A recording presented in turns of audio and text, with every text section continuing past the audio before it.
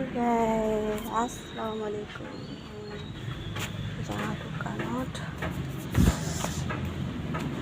বদলি দিল।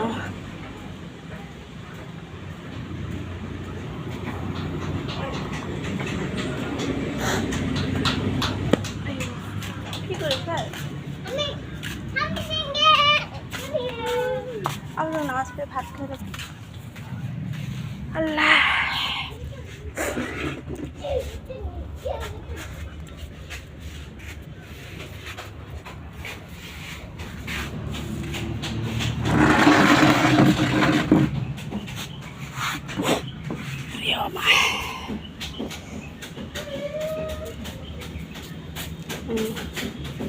দোকানখনত যদি কোনোবা পাণ খায়, পাণ খাব পাৰে।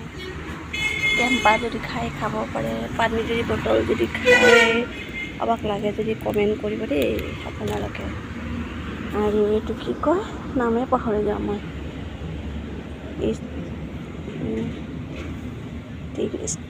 ষ্টিং কাৰোবাক লাগে যদি কমেণ্ট কৰিব দেই মোক। এইটো সৰু বটল হয়, সৰু বটলটো পাই কেজি 10 টকা। আৰু ইয়াৰ ডাঙৰ বটলটো হ'ল আপোনাৰ 20 টকা।